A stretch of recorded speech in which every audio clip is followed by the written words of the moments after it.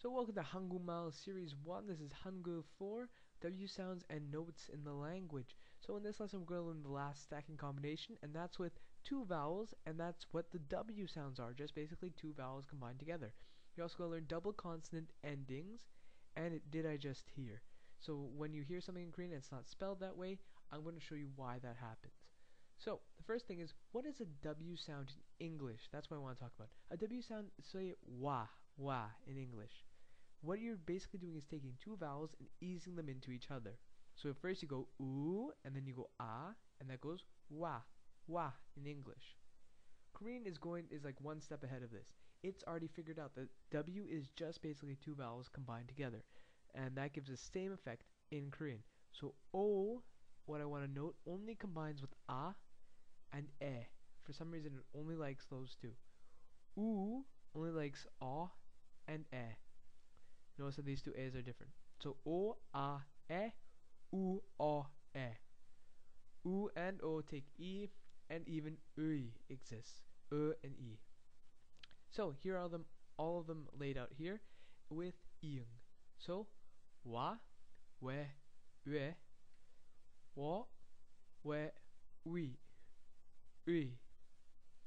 Wa, wo, we, we,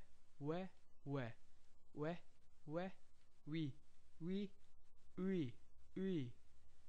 So that's and then e, we, ui. Notice the difference here? Wa, wo, we, we. So, semi-final stacking rules. So here's where it's finally going to all come together. These are the last notes that you need, and then you're pretty much done. Almost. We're almost there. Gua. So consonant always first, as always, and it's going to kind of fit itself into it. So gua, we, cho, actually. Gua, we, cho. If there's another consonant, it goes on the bottom, as always. Remember, consonants always start. So gua, we, cho. This shouldn't be new to you. Consonants go at the bottom. Other consonants that you want to add. For example, guan, chot, quack. Guan, chot, quack.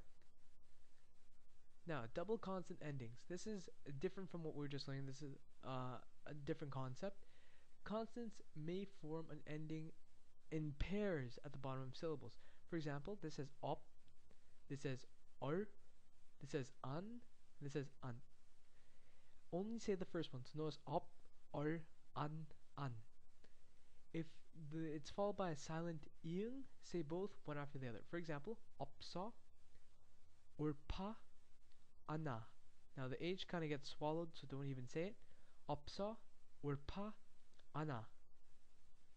So here are all of them. I was amazed at the genius that it took for me to come up with this. But here's all the standing vowels, all the sitting vowels, all the double vowels. And then here's one consonant, two consonant, three consonants. These are all the possibilities in Korean. You now know all of them. Okay, so nothing should surprise you. This is very rare, but I'm just playing there because it's possible. And all of these you pretty much have to know because they're all, and this is also pretty rare. This one's fairly common. This one. But the rest of them are all of them are pretty common except for these two. But you have to be very aware that what these do and how to put them together. So, sometimes you'll hear mium sound like a peep, and that is kind of annoying. When you ask a Korean, they will not understand. I've asked Koreans all the time. They think I'm stupid. They're like, how do you not know that mium makes the M sound and peep makes the P sound? And if it was peep, you would hear air. That's the only thing I can tell you. So, for example, you might hear bianheo. There's no air in that B. It was actually mium said really sharp. So very sharp and sounds like a B. Bianheo. Koreans will tend to say that when they're starting a sentence and not when they're like trying to flow a whole sentence in. So in the middle of a sentence, it will sound like a normal M usually. At the start, it might sound like a B a little. And what you have to do, use your common sense. Is it mianheo? Or am I really hearing air? Is it pianheo? Bianheo? pianeo, bianeo. There are two differences. Use common sense and try to hear air. That's all I can tell you. And nin and tigut, I just replaced nin and tigut all through this, copied and paste, because it's the same thing.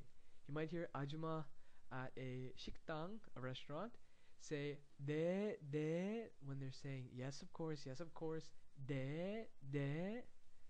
Again, you ask a Korean, they're gonna be like, what are you talking about?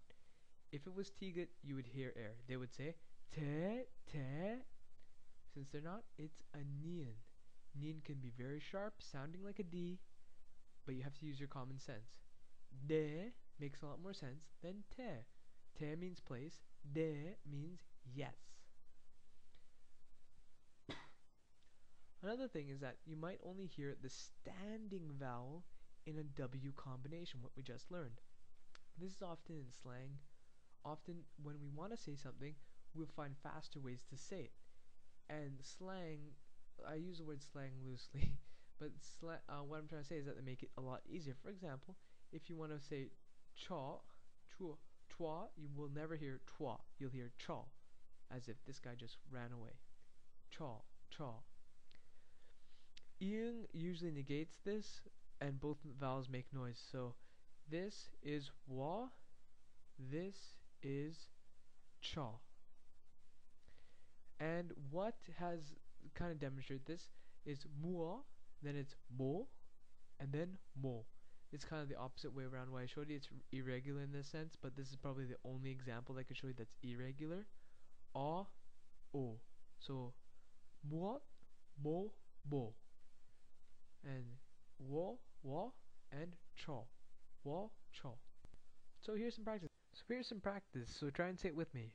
와요, 도서관. 저요, 더워요. 왜요? 웨이터. 회사. 의자. 왜? 위해서.